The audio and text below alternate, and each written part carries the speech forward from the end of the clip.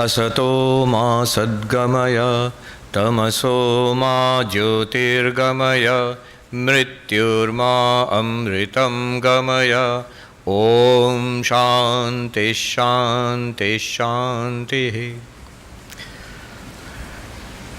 Revered Swami Sarvapriyananda ji Maharaj, dear Swami Mahapragyananda ji Maharaj, dear Brahmachari Maharaj Tattva Chaitanya ji, other revered monks, Brahmachari Maharajas, esteemed members of the teaching faculty, non-teaching staff, and my dear students. আমার খুবই আনন্দ হচ্ছে এই যে গত প্রায় 30 দিন এখানে আছি ভারতবর্ষে। আমি গুনে গুনে দেখছিলাম আর প্রায় 27 না 28 খানা বক্তৃতা হয়েছে। আরম্ভ করেছিলাম 3টে, ভেবেছিলাম 4টে বক্তৃতা হবে বলে টোটাল, তো সব ফিল ইন দ্য ব্ল্যাঙ্কস করতে করতে এতগুলো হয়ে আজকে কিন্তু শেষ হোপফুলি। কালকে আর একদিন আছে, কে জানে কি হয়। মহারাজ যেটা বললেন যে বিভিন্ন সাবজেক্টে আলোচনা করতাম, শুধু বেদান্ত কি ফিলসফি নয়, আমার আরেকটা প্রিয় সাবজেক্ট হচ্ছে এরোপ্লেন, তো সবাই জানে সেটা। তো আমার আগে যারা ছিল ব্রহ্মচারী মহারাজরা, টিচার, স্টুডেন্টরা, অনেক বছর আগে আমি যখন ব্রহ্মচারী নতুন সন্ন্যাসী হয়েছি, তারা জানতো যে বিশ্বরমাজ প্লেন পাগল মানুষ।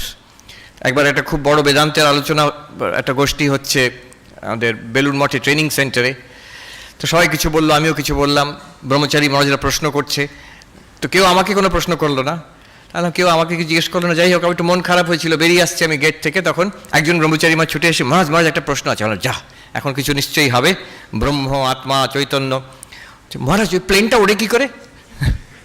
তো আমার এরকম রেপুটেশন ছিল যে, তার একটা কারণও আছে। এবার আমি উড়িষ্যায় গেছি, ইন্টারভিউ, টিভির থেকে ইন্টারভিউ করতে এসছে, সে বলছে যে আমরা শুনেছি আপনি পাইলট হতে চেয়েছিলেন, তারপরে সাধু হয়ে গেলেন, মানে কী সর্বনাশ। এটা এক জায়গায় আমি বলেছিলাম যে আমার ছোটোবেলায় প্লেন খুব ভালো লাগতো, আমার একটা ইচ্ছে ছিল, ভাবতাম যে বড় হয়ে তো পাইলট হব, কিন্তু আমি পরে যখন ঠিক করলাম, my aim is not being a pilot but being God realization. এবার ভুবনেশ্বর এয়ারপোর্টে নেমে দেখলাম অনেক পাল্টে গেছে, বিশাল এখন বড় ব্যাপার, সব জায়গায় যেমন ভারতবর্ষে অনেক এয়ারপোর্ট, শহরগুলো সব অনেক বড় বড়। এমনকি এখানকার যে এয়ারপোর্টগুলো, Kolkata airport, specially Delhi terminal 3, আমেরিকাতে ওখানে কোথাও নেই এরকম এয়ারপোর্ট। নিউ ইয়র্কের John F Kennedy airport, LaGuardia, নেওয়ার্কের লিবার্টি ইন্টারন্যাশনাল, ওগুলো সবই এখানকার এয়ারপোর্ট থেকে ছোট। তার একটা কারণ হচ্ছে ওগুলো অনেক পুরনো, আর ওইগুলো একটু একটু ইমপ্রুভ করেছে, জায়গাও বেশি নেই। কিন্তু ওই ভুবনেশ্বর এয়ারপোর্টে নেমে আমি দেখছি, আমার মনে পড়ে গেল ছোটোবেলায় স্কুলে পড়তাম, স্কুল থেকে ফিরে এসে সাইকেল করে এয়ারপোর্টে চলে আসতাম, চলে এসে সেখানে প্লেন নামা আর ওঠা। তখনকার দিনে ভুবনেশ্বর ছোট্ট এয়ারপোর্ট, দিনে 2টো প্লেন মাত্র। এখন লোকে হাসবে শুনলে, এখন মিনিটে মিনিটে প্লেন নামছে আর টেক অফ করছে, তখন সারাদিনে 2টো ছিল। আমি জানতাম কখন আসবে কখন নামবে, তো সেটা দেখার জন্য আমি হাঁ করে বসে থাকতাম। তবে ছোটো প্লেনগুলো, প্রাইভেট যেগুলো গভর্নমেন্টের স্টেট প্লেন, সেই হ্যাঙ্গারে গিয়ে আমি বসে থাকতাম। একদিন একজন পাইলট, যিনি স্টেট পাইলট ছিলেন, তিনি আমাকে ডেকে বললেন যে বাবা দেখো, ও বুঝেছে আমার মনের কি আছে, তো বাবা দেখো তোমাকে দেখে মনে হয় you are an intelligent boy, তুই একটু পড়াশুনো করো, অন্য কোনো লাইনে যাও, এই লাইনে এসো না, we are glorified bus drivers. তো তারপর থেকে আমি যাওয়া ছেড়ে দিলাম, কিন্তু আমার ইন্টারেস্ট রয়েছিল, এখন অবধি আছে। আর অদ্ভুত ব্যাপার, হ্যাঁ কোনটা, হ্যাঁ পাইলট হয়েছে, এটাও একটা ব্যাপার যে এই কিছুদিন আগে অ্যাকচুয়ালি প্লেন চালালাম আমি। তো এটা খুবই সোজা, আমেরিকাতে ইফ ইউ ওয়ান্ট, টাকা দিলে ওরা একটা ফ্লাইং লেসন দিয়ে দেবে, you can go actually fly a plane, pilot পাশে বসে থাকবে, ভয়ের কোনো ব্যাপার নেই। তো দুজন ভক্ত ওরা বলেন চলুন মহারাজ, কোথায় চলুন না, বলেন গেল। তারপরে ওরা জানে আমি প্লেন ভালোবাসি বলে, আপনাকে আমরা প্লেন ওড়াবো, আপনি প্লেন ওড়াবেন। তাহলে এয়ারপোর্টে গেলাম, ছোটো এয়ারপোর্ট, ওখানে ওই ছোটো ছোটো plane, Cessna single engine, 2 engine প্লেনগুলো আছে। তো সেখানে ওই টাকা দিলে একজন পাইলট নিয়ে কিছুক্ষণ ঘোরাবে আকাশে, তো you can fly, will give you basic training দিয়ে দেবে একটা। তো ওখানে দেখি ঢুকে ভুলে গেছি সেদিন হচ্ছে 9/11, আর নিউ ইয়র্কে 9/11 মানে ভয়ঙ্কর ব্যাপার, ওই যে আক্রমণ হয়েছিল, টুইন টাওয়ার ধ্বংস হয়ে গেছে, সবাই মনে রেখেছে। এয়ারপোর্টে ঢুকে দেখি বড় পোস্টার লাগানো আছে, ওই 9/11-এর ছবি দেওয়া, don't let your planes fall in the wrong hands. তো আমি ঢুকেছি এরকম ড্রেস পরে, তো সে সাহেব ওখানে ডেস্কে দাঁড়িয়ে আছেন, কট করে আমার দিকে এরকম করে তাকাচ্ছেন, মানে এটা একদম মূর্তিমান রং হ্যান্ডস দেখা যাচ্ছে। বলে কী ব্যাপার? তখন আমি প্লেন এরকম চালাবো, তো পাইলটেরও সন্দেহ হয়েছে যে আপনি গাড়ি চালাতে জানেন? তা আমি বললাম, এখন সত্যি কথা যে গাড়ি চালাতে জানি, আমি ক্যালিফোর্নিয়াতে চালাতাম, কিন্তু আমার লাইসেন্স নেই। তো এখন বললাম যে না, আমার তো আমি লাইসেন্স ড্রাইভার নই। ও তো ভয় পেয়ে গেল যে কাকে প্লেন চালানো শেখাতে হবে। তো টেক অফ করে তারপরে প্রায় 2 ঘন্টা আমি প্লেন চালালাম। ল্যান্ডিংয়ের পরে কিন্তু ল্যান্ডিং আর টেক অফটা পাইলট করে দেয়। তারপর পাইলট খুব খুশি হয়। ওই দুজন ভদ্রমহিলা আমাকে নিয়ে গেছিলেন, তাদের বললেন যে he is the best first time pilot I have ever seen. First টাইমের জন্য এর বেস্ট। এরকম হাততালি দেওয়ার কিছু নেই, ওটা দীর্ঘ সারা জীবন প্লেনের বই পড়তে পড়তে থিওরিটিক্যাল নলেজ টনটনে, কোনোদিন প্র্যাকটিক্যাল করিনি। সো এটা তো প্লেনের ঘটনা। Let me tell you about a documentary যেটা এখন আমেরিকাতে খুব পপুলার হয়েছে এই গত 1-1.5 বছর ধরে। সোশ্যাল ডাইলেমা বলে একটা ডকুমেন্টারি। তো সেটা হচ্ছে this new very powerful technology which we all have. আমাদের পকেটে আছে স্মার্টফোন। তো এখানে বলা হচ্ছে there is something called the attention economy.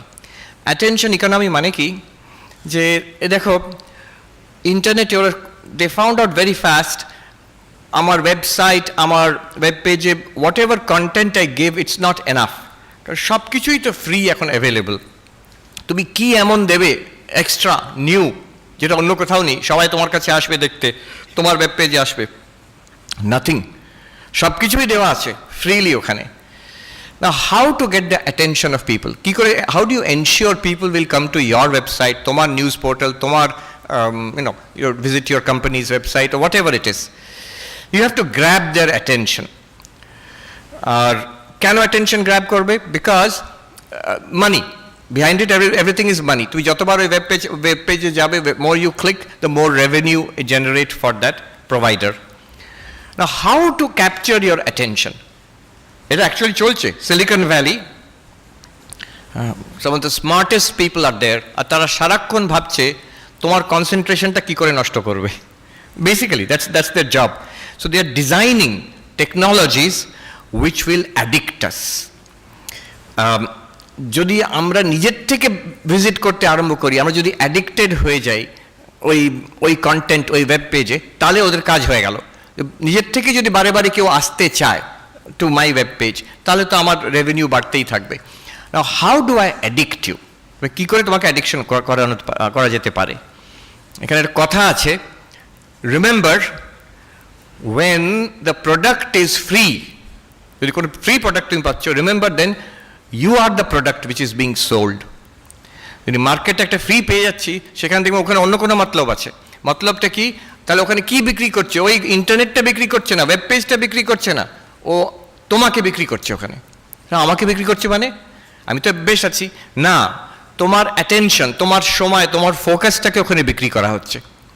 so that you keep on visiting it and you give your some part of your day every day to that web page.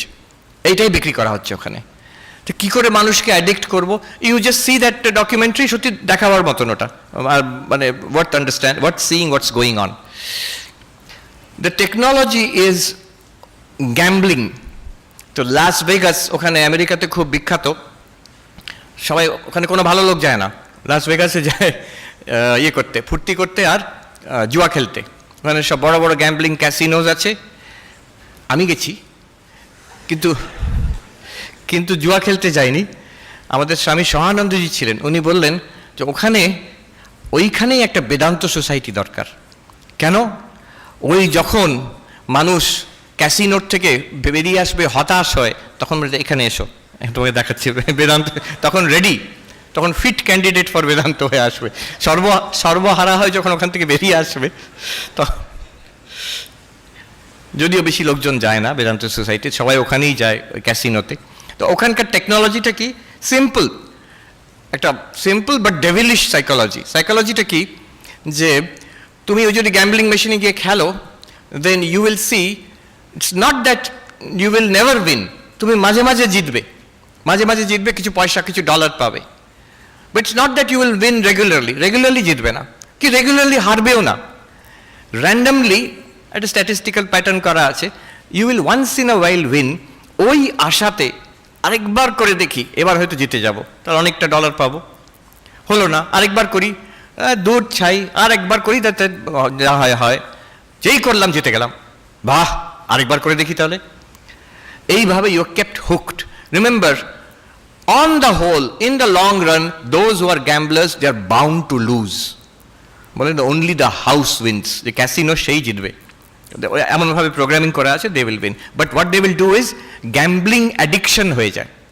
Gambling addiction কেন? ও ছাড়তে পারে না ওটাকে। সেই ইঁদুর পরীক্ষা করা হয়েছে সাইকোলজিতে, একটা লিভার আছে, সেই ইঁদুরটা যদি লিভার টেপে, যতবার mouse presses the button, once in a while একটা করে ফুড প্যালেট আসবে ওখান থেকে, সবসময় নয়। তো যদি টিপছে, ফুড এলো, তো সে টিপবে, খেয়ে যাবে, খেয়ে খেয়ে যখন পেট ভরে গেল টেপা ছেড়ে দিল। কিন্তু যদি রেগুলারলি না পড়ে, ও টিপছে, মাঝে মাঝে একটা করে পড়ছে, ইঁদুরটাও অ্যাডিক্টেড হয়ে গেছে, দেখি না চেষ্টা করে, আবার আসে কিনা, সে টিপেই যাচ্ছে। That is the psychology. Now what did they do with this psychology? সেটা নিয়ে এলো আমাদের মোবাইল ফোনে। মোবাইল ফোনে ওই দেখবে, এই ফোনগুলো কিন্তু সাধারণ জিনিস নয়। হ্যাঁ, মাঝে মাঝে টং করে উঠলো, মাঝে মাঝে একটু ভাইব্রেট করে উঠলো, মাঝে মাঝে একটা এই মেসেজ এলো, সেই মেসেজ এলো, আমি দেখতে কি কি এসছে। 99.99% of the time it's trash, rubbish, কিচ্ছু নেই, কোনো আমার কাজের জিনিস নেই। কিন্তু ওটা আমাকে ট্রেনিং করা হচ্ছে যে যখন বাজবে, ভাইব্রেট করবে, একটু দেখবে তুমি। যদি ওইটা করো, কিছুদিন করতে করতে দেখবে একেবারে ফোনটাকে অফ করে দিতে আর ইচ্ছে হবে না। দেখবে যদি একেবারে ফোনটাকে অফ করে দিয়ে আর অস্বস্তি হবে, what M I missing out,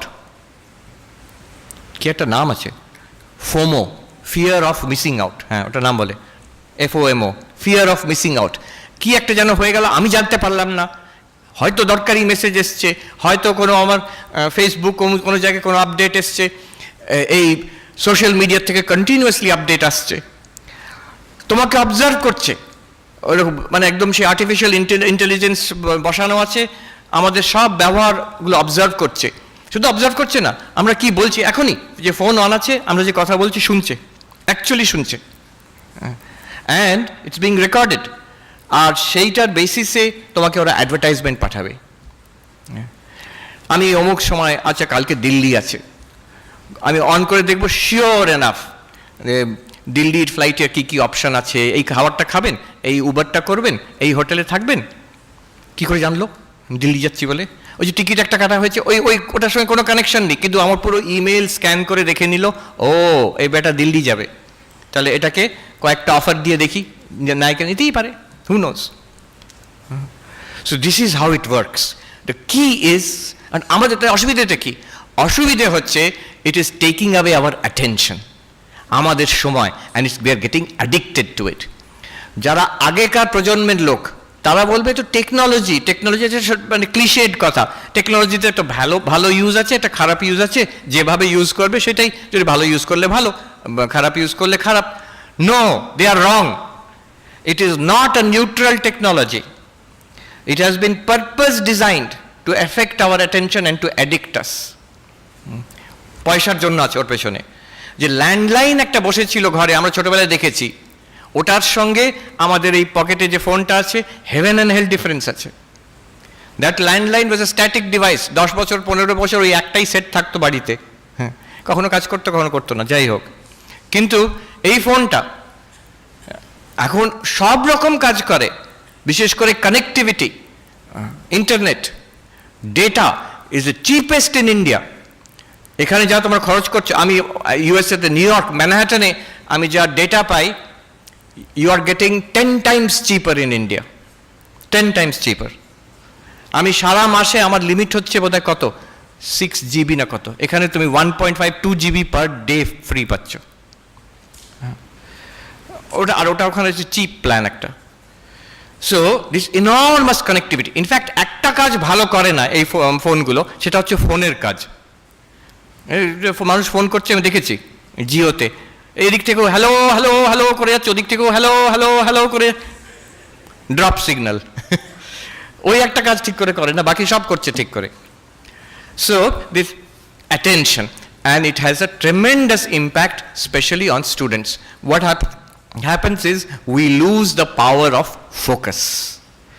এইটা একটা নতুন একটা ফেনোমেনন, আমেরিকাতে এখন এই নিয়ে অনেক আলোচনা চলছে, আর চিন্তাও হয়েছে অনেকে। ড্যানিয়েল গোলেমান, যিনি খুব নামকরা psychologist and writer, he was the one who কয়েন্ড the term EQ, emotional intelligence. এক সময় খুব ওইটা নিয়ে খুব কথা হয়েছিল। His latest book is on focus, on concentration. উনি বলছেন, আমি গত কয়েক বছর ধরে লক্ষ্য করছি পেরেন্টস, টিচার্স, কর্পোরেট যারা হায়ার করে, এইচআরের লোক, এবং young people, students also, all of them are coming forward and talking to me about a crisis of concentration, a crisis in focus. আমি নিজে দেখেছি, এই বললেন উনি, এক বছর আমি হার্ভার্ড ইউনিভার্সিটিতে ছিলাম, তো আমি গিয়ে দেখতাম যে কিভাবে, আমি তো অনেক বছর পরে পড়তে গেছি, মানে সেই 1994-এ I left and I came to be a monk, তারপরে শিক্ষণ মন্দিরে ছিলাম অবশ্য, বিএড এক কিছু, এত বছর পরে ওখানে গেছি পড়তে, তো see how the culture has changed. কারণ সবাইকার ওই ক্লাসে বসে আছে, সবাইকার ল্যাপটপ আছে, আর remember these are all very good students.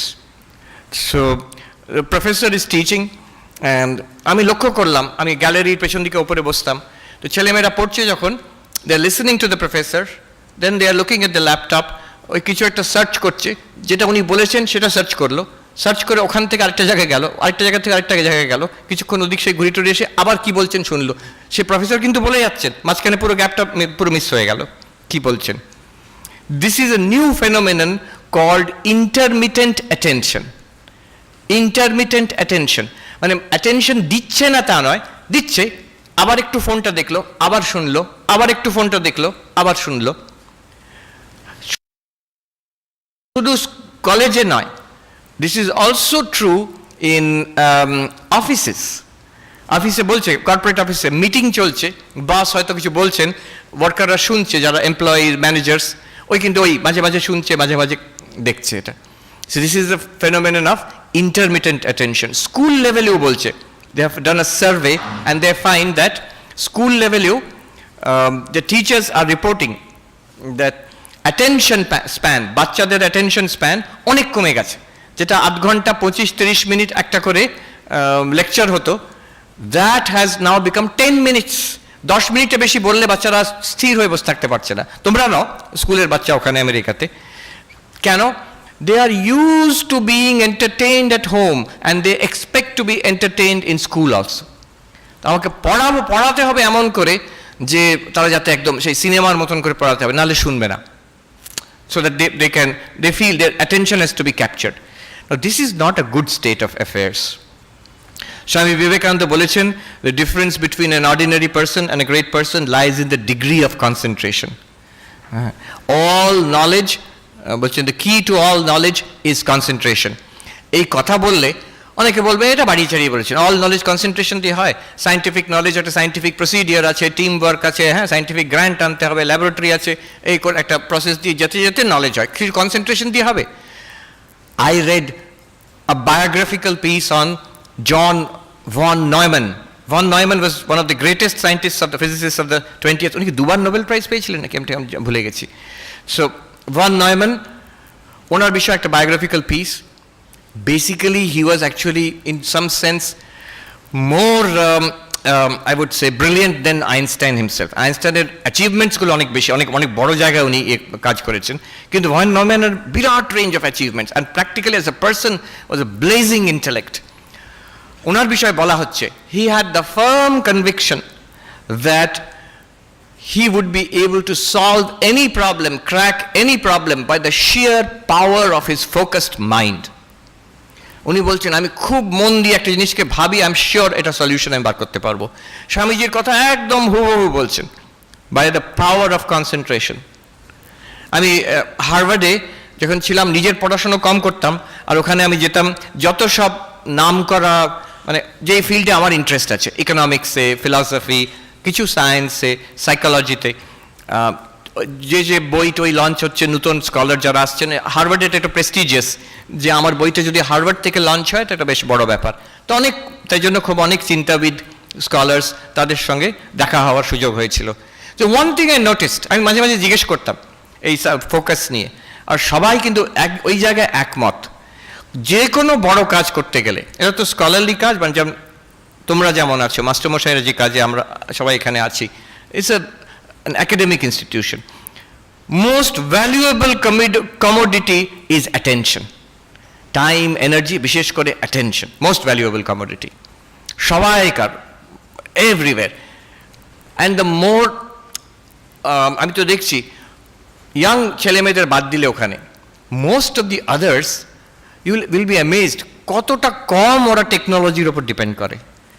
They depend on technology, কিন্তু they insulate themselves from technology. বিশেষ করে রিসার্চ কাজ যখন করছে, একটা স্ট্র্যাটেজি হচ্ছে they cut off blocks of time, সেখানে ওরা কোনো ইমেলের জবাব দেবে না, কোনো সোশ্যাল মিডিয়া তো দূরের কথা, ও সোশ্যাল মিডিয়াকে ওখানে ঘেন্না করে, ওই টপ লেভেলে যারা আছে, ছাত্ররা নয়, তো সোশ্যাল মিডিয়ার থেকে তো দূরে থাকেই, ইভেন ইমেলেরও জবাব দেবে না।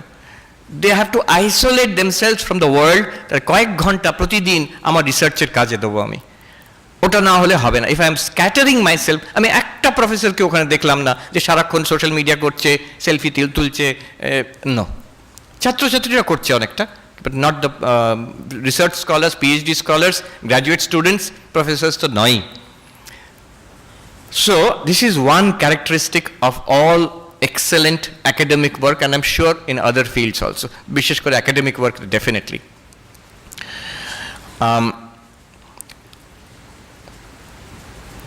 I'll just tell you, এইটা এখানে তো আছে নিশ্চয়ই, আমাদের লোগোটা আছে, রামকৃষ্ণ মিশনের লোগোটা এখানে আছে সামনে, এখানে নেই তো, তোমরা তো দেখেছো রামকৃষ্ণ মিশন লোগোটা, ওই সূর্য উঠছে, হাঁস আছে, জল আছে, পদ্ম প্রস্ফুটিত হচ্ছে, আর একটা সাপ, serpent encircling the whole thing.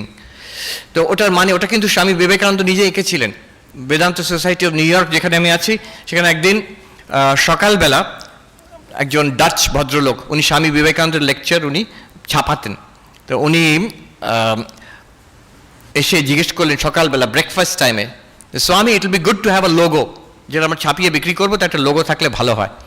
তো স্বামী বিবেকানন্দ ওইখানে একটা পেপার নিয়ে, বর্ণনা আছে, উনি চট করে কেটে একটা স্কেচ করে এরকম করে ছুঁড়ে দিলেন ওর দিকে, ডেস্কের over the table, draw it to scale বলে দিলেন।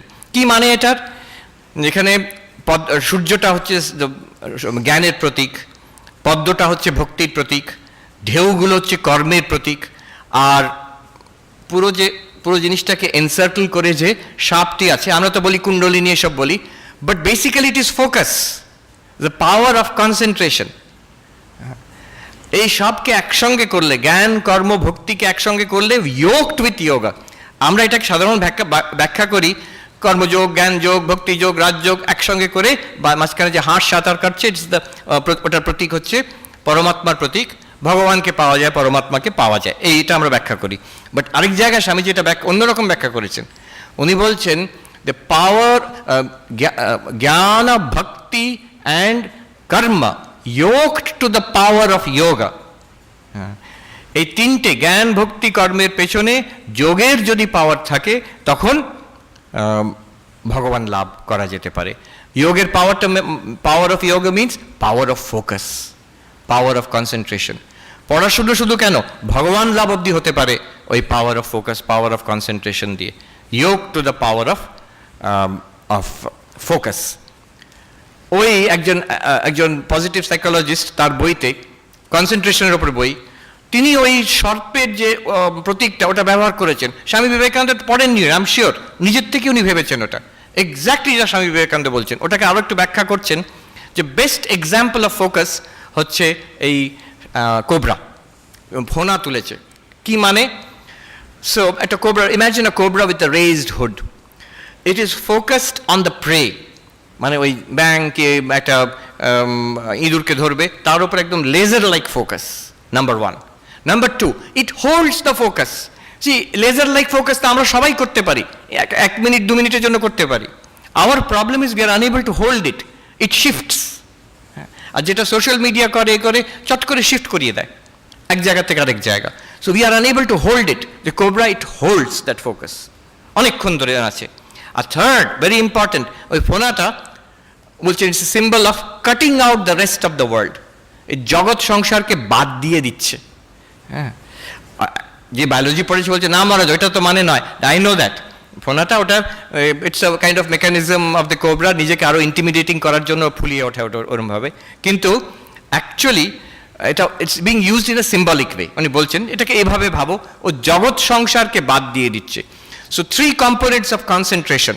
আমি কনসেন্ট্রেশন ফোকাস কি করে করব? একটা হচ্ছে laser like focus, scattered focus নয়, লেজার লাইক এক জায়গায়। দ্বিতীয় হচ্ছে হোল্ড ইট। তৃতীয় হচ্ছে cut out everything else, cut out everything else. হ্যাঁ, আমি দেখেছি ছোট বাচ্চারা যখন পড়ে এইভাবে পড়ে, বইকে রেখে একদম হাতটাকে দেখো এইভাবে করে পড়ছে। কি করছে ওরা? ওরা আসলে জগৎটাকে বাদ দেওয়ার চেষ্টা করছে, প্রচণ্ড ফোকাস করার চেষ্টা করছে। তোমাকে ওইভাবে পড়তে হবে না, but that is the idea. ওই কিউবিকেল ওইরকমভাবে কেন করা হয়েছে?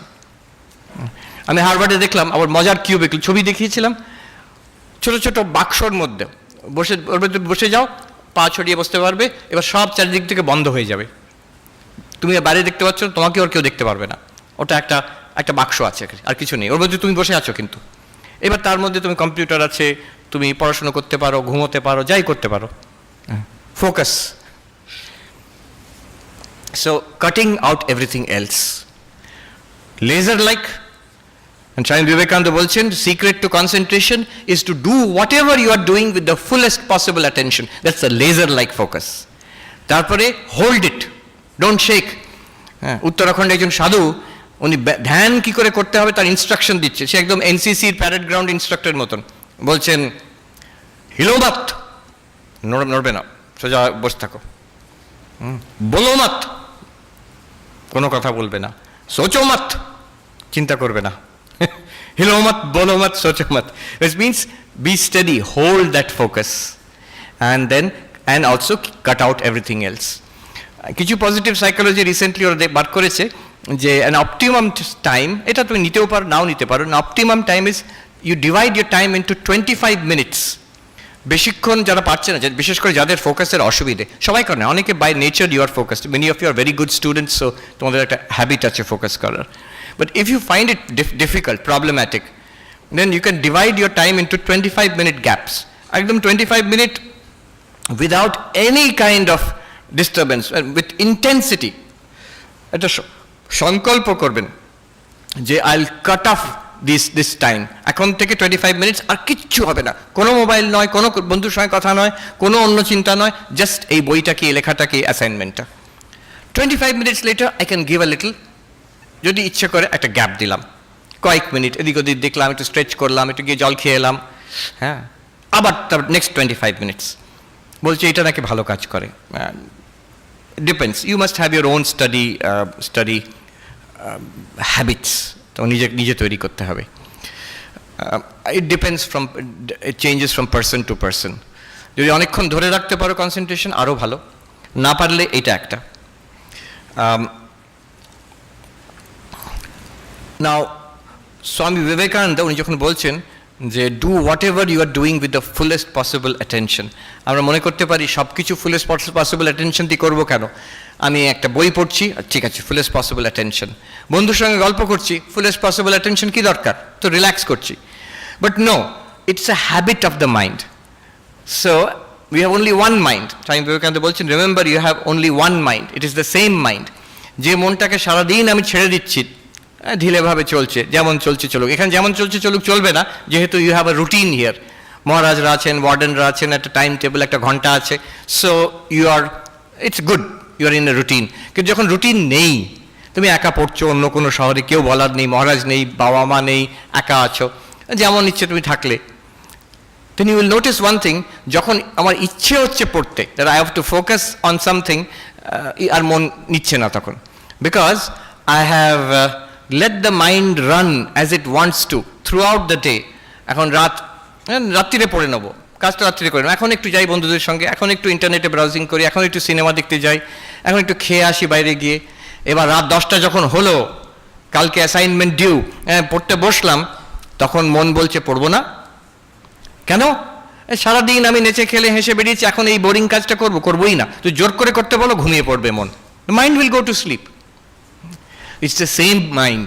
যদি অ্যাটেনশনের অভ্যাস না থাকে, what will happen is when I demand attention, the mind will not give attention. So the power of focus, এই বইটা খুব ইম্পর্টেন্ট। এখন অনেকগুলো বই এই বিষয়ে বেরোচ্ছে, আমি দু তিনটে বলছি। একটা তো ক্লাসিক ফ্লো, এই বিষয়ে আমি আগেও বলেছি।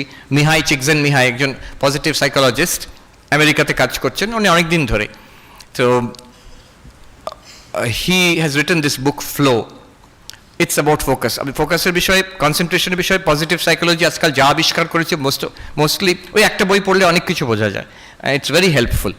ফ্লো, উনি মিহাই চিকজেনমিহাই, হি ওয়াজ আ স্টুডেন্ট ইন ভিয়েনা। তখন সেই দ্বিতীয় বিশ্বযুদ্ধ শেষ হয়েছে। তো উনি বলছেন যে আমি তখন ইয়াং ছেলে, ভিয়েনা ধ্বংস হয়ে আছে, বম্বিং হয়ে গেছে, তখন রিকনস্ট্রাকশন আরম্ভ হয়নি, পকেটে পয়সাও নেই।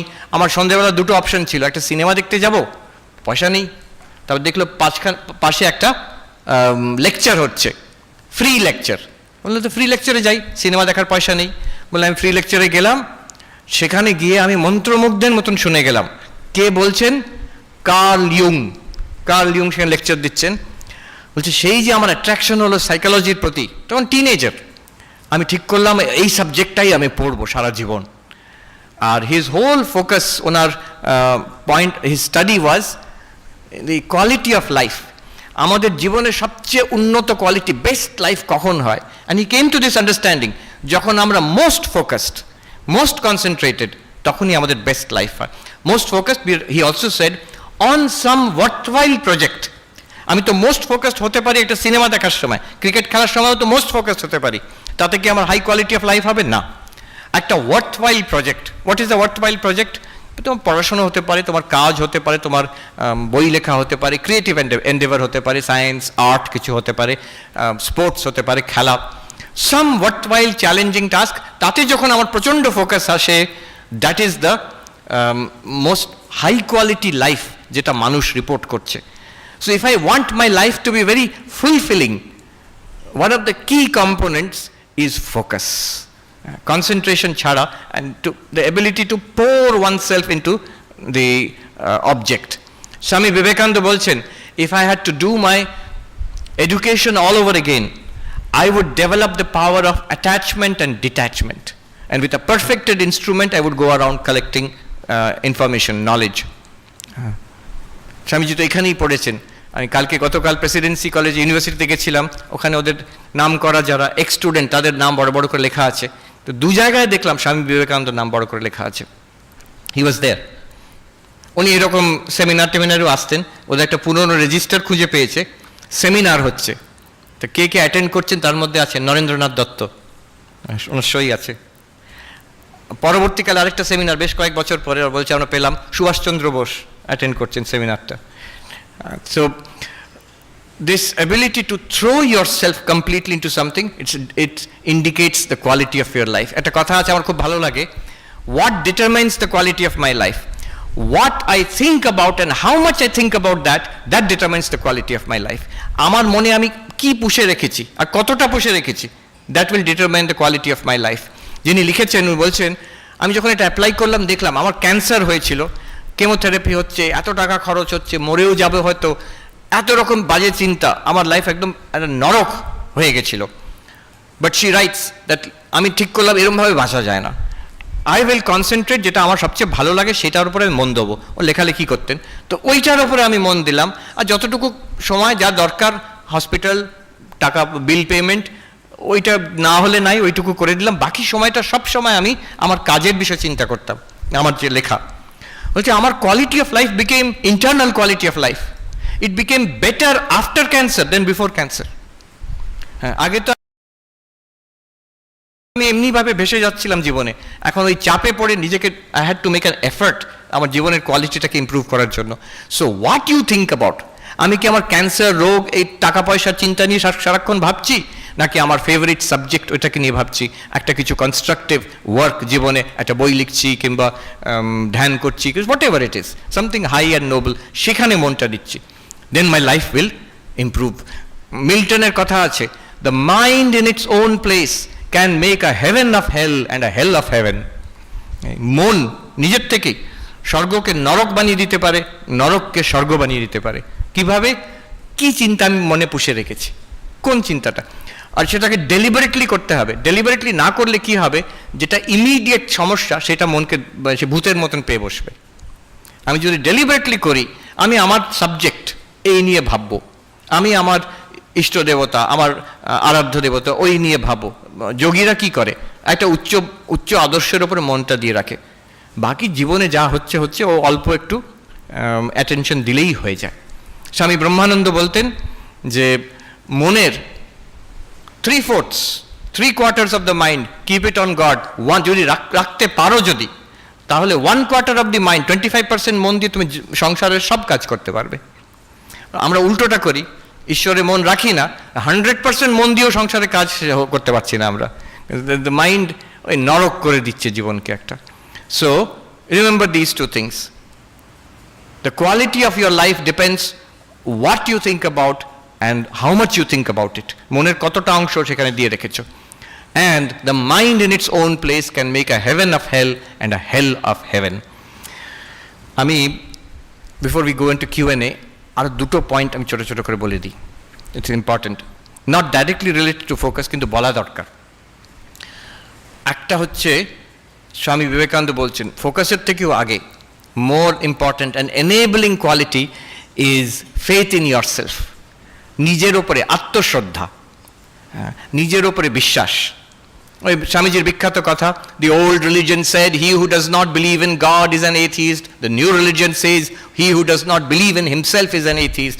নিজের ওপরে যে বিশ্বাস করে না যে আমি পারি, I can do it, I ক্যানটটা ইম্পসিবলটা এর থেকে বাদ করে দিয়েছি আমার ভোক্যাবুলারি থেকে, সেই নাস্তিক। যে বিশ্বাস করে না নিজের ওপরে, সেই নাস্তিক। যে নিজের ওপরে বিশ্বাস করে সেই আস্তিক। মহাত্মা গান্ধী বলছেন only he can believe in God who believes in himself. নিজের ওপরে যদি বিশ্বাস না থাকে না, যখন মনে হচ্ছে আমি ঈশ্বরে বিশ্বাস করছি, যখন চাপ আসবে, যখন চ্যালেঞ্জ আসবে জীবনে, তখন দেখবে ঈশ্বরের বিশ্বাসটাও নড়ে যাবে। কি জানি সত্যিকারে আছে কিনা কে জানে, আমার তো কোনোটার উপরে বিশ্বাস নেই, নিজের উপরেই তো বিশ্বাস নেই, ঈশ্বরের বিশ্বাসটাও নড়ে যাবে। So one who has firm faith in himself can have faith in God. ঈশ্বর বিশ্বাস। আমি রিসেন্টলি একটা বই পড়ছিলাম, নাম করা সাইকোলজিস্ট ছিলেন ন্যাথানিয়েল ব্র্যান্ডেন, আজকাল খুব একটা কেউ পড়ে না, 6 pillars of self esteem। যেমন স্বামীজির কথাই কি সায়েন্টিফিক্যালি অর্গানাইজ করে উনি বলছেন সেলফ কনফিডেন্স কি করে বাড়াতে পারি। উনি বলছেন 6টা জিনিস, 6টা পিলার আছে সেলফ কনফিডেন্স, নিজের উপরে বিশ্বাসের জন্য। প্রথমে হচ্ছে লিভিং কনসিয়াসলি। সারাদিন যদি আমি ভেবে দেখো, তুমি ঠিক করলে যে আমার এই আজকের কোর্সের এই বইটা আমি আগামী নেক্সট 2-3 আওয়ার্স আমি পড়বো, বসে বইটা পড়লে, খেটে খুটে পড়লে, এফার্ট দিয়ে, after you finish reading that book ভেতরে কেমন মনে হয়। আর যদি 3টে ঘন্টা তুমি বসে ওই 3টে ঘন্টা বসে ইন্টারনেট ব্রাউজিং করলে, এটা ওটা যেখানে যেটা মন যাচ্ছে করলাম, 3 ঘন্টার পর তোমার ভেতরে কেমন অনুভব হবে। যদি একটা কাজ যেটা আমি করতে চাই সেটাকেই করলাম 3 ঘন্টা, after that you will feel more integrated. ভেতরে একটা সাইকোলজিক্যাল ইন্টিগ্রেশন হবে, you will feel more fulfilled, you will feel more rich. একটা সমৃদ্ধ মনে হবে নিজেকে, হয়তো ক্লান্ত থাকবে, but that will be a good kind of tiredness. একটা খেটে খুঁটে যে মানুষ একটা তৃপ্তি পায়, সেই তৃপ্তিটা পাবে। আর সেটা না করে যদি আমি সেই সময় একটা আনকনশিয়াস ড্রিফটিং, এটা ওটা করছি, ইন্টারনেট হয়তো ব্রাউজিং করে যাচ্ছি, 3 ঘন্টা কেটে গেল, তারপরে দেখবে অস্বস্তি বোধ, এটা ডিসগাস্ট, একটা কিভাবে সময় নষ্ট করছি এরকম মনে হবে। এই দুটোর মধ্যে তফাৎটা কি? একটা লিভিং কনসিয়াসলি, ডেলিবারেটলি আমার সময় আমি এইভাবে ব্যয় করব, আরেকটা হচ্ছে এই ফোনে এলো সোশ্যাল মিডিয়া, কতগুলো লাইকস, এই সেলফি, ও কি পাঠিয়েছে, এই দেখে দেখে ঘন্টার পর ঘন্টা চলে গেল। You feel disgusted after that. কেউ এরমভাবে মনে করে না দিনের শেষে আমি বেশ 14 ঘন্টা আজকে খেটে খুঁটে সোশ্যাল মিডিয়া এদিক সেদিক করেছি, ব্যাস দিনটা ভালো গেছে, কোনো দিন মনে হবে না। ইউ উইল ফিল ডিসগাস্টেড, এভাবে দূর কীভাবে দিন কাটাচ্ছি। আর সো লিভিং কনসিয়াসলি, স্বামী বিবেকানন্দের কথা একদম হুবহু, power will come, glory will come, all that is excellent and good will come when the sleeping soul is raised to self conscious activity, self conscious action. স্বামীজির কথা, ডেলিবারেটলি কনসিয়াসলি যদি আমি জীবনযাপন করি, কোনো স্পিরিচুয়াল কথা সেখানে বলছেন না, this is spirituality. Second, acceptance, practice acceptance. আমি যেমন, আমি নিজে অন্তত স্বীকার করে নেব, নিজের বিষয়ে একটা ফলস ধারণা না রাখা। আমার এই দোষ ত্রুটি আছে, কাউকে বলার দরকার নেই, but I should be aware আমার এই উইকনেস আছে, আমার এই দোষ ত্রুটি আছে। Once I accept my self honestly, একটা ইন্টিগ্রেশন আসবে personality, and that makes you capable of development. উত্তরাখণ্ডে একজন বড় সাধু খুব ভালো কথা বলেছিলেন, আপনা সচ্চাই স্বীকার করনা বড়ি ভারী বাত হতি হ্যায়। নিজের বিষয়ের যে ট্রুথ, হ্যাঁ, বড় বড় কথা তো অনেক শুনলাম, আমার কিন্তু অবস্থা এই রকম, আমি অন্য কাউকে বলছি না, নিজের অবস্থা আমি নিজেকে বুঝলাম, then I can improve. This is a very important একটা স্টেপ। এইখানে ওই ব্র্যান্ডন সাহেব বলছেন প্র্যাকটিস সেলফ অ্যাকসেপ্টেন্স, যে আমি এরকম আচ্ছা, এবার দেখবো তাকে I can make it better. আমার স্ট্রেংথগুলো, one should not self sabotage, one should acknowledge one's own strengths.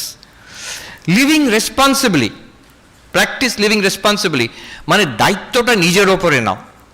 আমরা চট করে, বিশেষ করে ওই দেশে আমেরিকাতে এখন এটা খুব চল হয়েছে, অন্য সবাইকে ব্লেম, তোমার এরকম অবস্থা কেন, তুমি গাঁজা খেয়ে পড়ে আছো কেন, বেশিরভাগ সময় গাঁজা খেয়ে পড়ে থাকে। তো সবাই নয়, অনেকে। যদি সন্ধ্যেবেলা আমি যেখানে থাকি, যদি রাস্তা আমি বেরোই না আশ্রম থেকে সন্ধ্যেবেলা, সব জায়গায় সর্বত্র গাঁজার একটা গন্ধ পাওয়া যায় চারিদিকে। তো কেন এরকম অবস্থা, আমাকে বলে আমার বাবা মা আমাকে অ্যাবিউজ করেছে, কিংবা সিস্টেমটা খারাপ, আমাকে কোনো চান্স পাইনি আমি, এরকম অনেক আছে। এই প্রবলেম সেই প্রবলেম, আমার কোনো প্রবলেম নেই, আমি তো দেবতা, দেবতুল্য মানুষ। ও কোনোদিন সেই লোকটা যাই হোক, নিজের ওপরে confidence, self esteem, self confidence কোনোদিন আসবে না যতক্ষণ অন্যদের ওপর চাপিয়ে দিচ্ছি। হতে পারে সিস্টেম খারাপ হতে পারে, আমার অনেক রকম ডিসঅ্যাডভান্টেজ থাকতে পারে, নো ডাউট, কিন্তু আমার একটা বড় কম্পোনেন্ট আছে, এইগুলোকে নিয়ে আমি কি করলাম, সেই রোলটা যদি আমি ফুলফিল না করি, তাহলে কোনোদিন সেলফ কনফিডেন্স আসবে না। বরং অনেক রকম ডিসঅ্যাডভান্টেজ আছে, কিন্তু তার সঙ্গে আমি লড়ে একটা লেভেলে উঠেছি, আমার প্রচণ্ড সেলফ কনফিডেন্স আসবে তখন। So accept living responsibly. তারপরে উনি বলছেন যে অ্যাসার্টিভ, প্র্যাকটিস অ্যাসার্টিভনেস। এটা আমাদের ইন্ডিয়ান ছেলেমেয়েদের একটু দরকার। আমরা অনেকে ভালো ভালো ছাত্র, আমি আমেরিকায় দেখেছি, ভালো ছাত্র, ভালো মানুষ, ছেলেমেয়েরা ভালো ডিগ্রি নিয়ে এসেছে, রিয়েলি কম্পিটেন্ট, কিন্তু নিজের বিষয়ে একটু লাজুক, ওখানে একটু পুশি হতে হয়, শুধু ওখানে নয়, এখন এখানেও। So what you want to say, please say what you want to say. হ্যাঁ, কথা ঘুরিও না, তুমি যা চাইছো সেটা চাইতে পারো। Remember, always the other person has the right to reject what you are saying. Other person has the right to say no to what you are saying. That's there. Kintu be assertive. Don't be aggressive. Don't be manipulative. But be assertive. Aggressive একদিকে, manipulative একদিকে। Aggressive যারা হয় অনেক সময় শক্তিমান, যারা একটু বুলি টাইপের হয়, তারা aggressive হয়, জোর জার করে চিৎকার চেঁচামেচি গায়ের জোরে করতে চেষ্টা করে। আবার উল্টো হয়, একটু চালাক টাইপের, শ্রুড, তারা ম্যানিপুলেট, পলিটিক্স খেলে করতে চায়। ডোন্ট বি ইদার, দুটোই খারাপ, আর দুটোই আলটিমেটলি ও সাকসিড করে না। মাঝখানে যে অ্যাসার্টিভ, হ্যাঁ, নিজের কথাটা বলতে, ক্লাসের মধ্যে বলতে ভয় পায় না, কাজের মধ্যে বলতে ভয় পায় না, ফ্যামিলিতে বলতে ভয় পায় না, বাট অ্যাসার্টিভলি, নট অ্যাগ্রেসিভলি। সত্য কথা উইথ রেসপেক্ট নিশ্চয়ই বলবে, কেন বলবে না? যা চাইবার কথা চাইবে, কেন চাইবে না? But remember, you may not get, but you have the right to ask. এখানে নিজেকে যখন অ্যাসার্ট করবে, একটা কনফিডেন্স আসবে নিজের জীবনে। আচ্ছা, লিভ পারপাসফুলি। স্বামীজিও বলেছেন অনেকবার, এই ব্র্যান্ডন সাবু বলছেন, কনফিডেন্সের জন্য একটা দরকার এম ইন লাইফ। আমি যদি সবাই যেটা করছে আমি ভেসে যাচ্ছি, তুমি এই যে করছো, এটা তুমি কি চাও?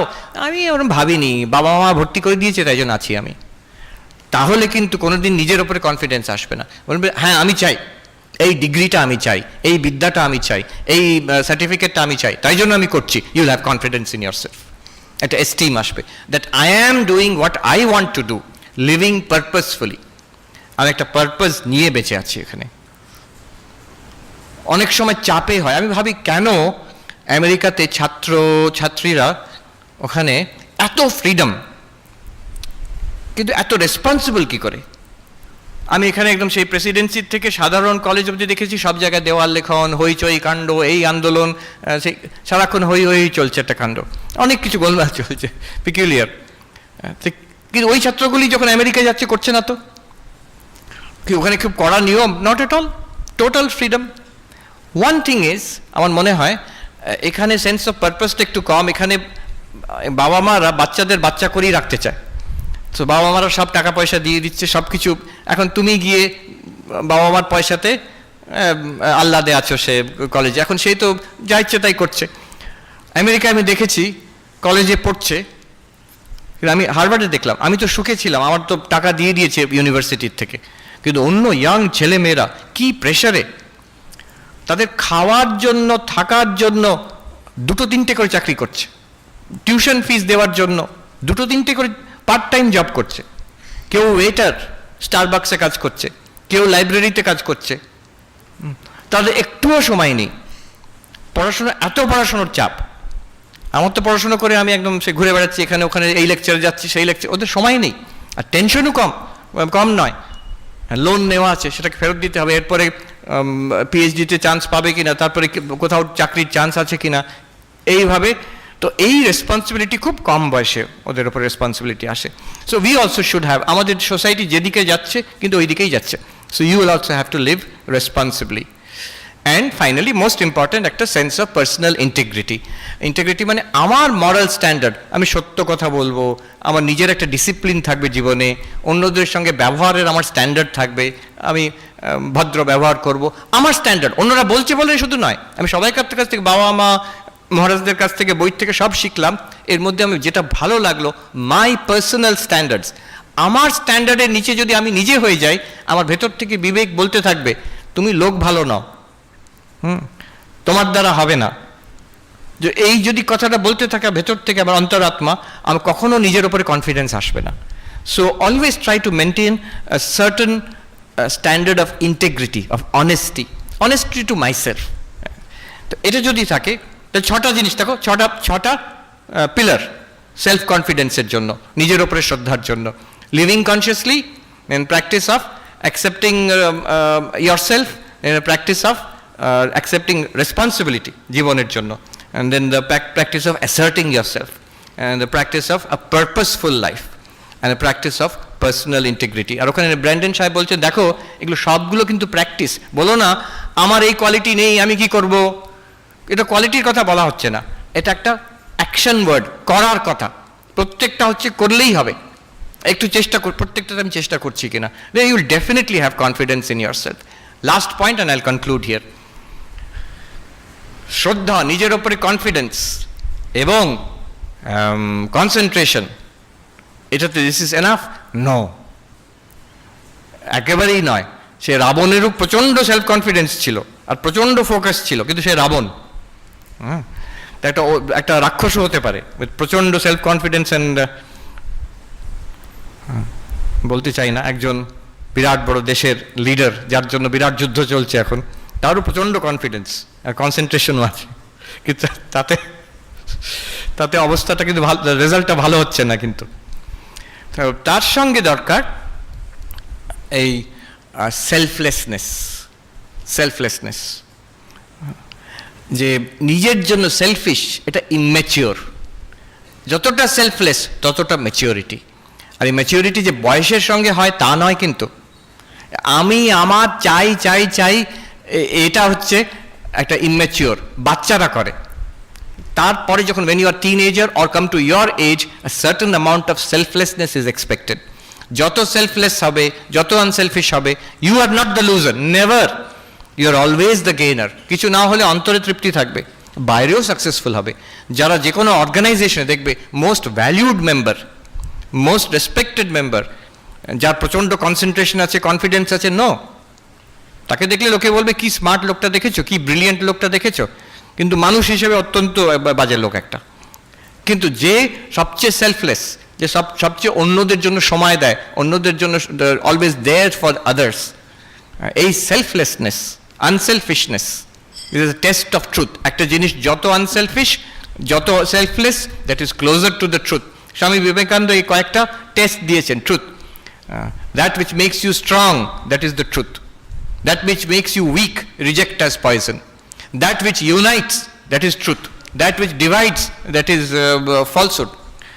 That which is unselfish is truth. That which is selfish is falsehood. So a selflessness. এই তিনটে জিনিস আজকে I am sharing with you. It is like a philosophy of life. First, আমার বলা উচিত ছিল self confidence. Second, your power will come from focus. যতটা focus করতে পারবে ততটা। আমি মাঝে মাঝে বলি, আমেরিকাতে তো এখন টাকা যাদের আছে তাদের কথা বললে লোকে শুনবে, আচ্ছা আচ্ছা। তো বলছে ওখানে ওয়ারেন বাফেটের কথা বলো, ওয়ারেন বাফেট খুব বড় ইনভেস্টর, মানে one of the richest people, আর $multi-billion বিজনেস এসব আছে। তো সবাই জিজ্ঞেস করে আপনার সাকসেস, স্টোরি অফ সাকসেস কি, সিক্রেট অফ সাকসেস, কি করে এত ধনী হলেন? উনি সবসময় বলেন, I can tell you, you can also do it, but I know you will not do it. কি সেটা? বলছে দিনে আমি 500 পাতা, অন্তত 500 পাতা পড়াশোনা করি, 500 pages a day। 500 pages a day কম কথা নয়। আমি হার্ভার্ডে যখন অ্যাসাইনমেন্ট করতাম তখন হয়তো দিনে 200-300 পাতা পড়তে হতো, তার বেশি নয় ম্যাক্সিমাম। তো একটা মানুষ এখন 80+ years বলছে আমি প্রতিদিন 500 pages পড়ি, নিজের বিজনেস সম্পর্কে আর অন্য জিনিসও।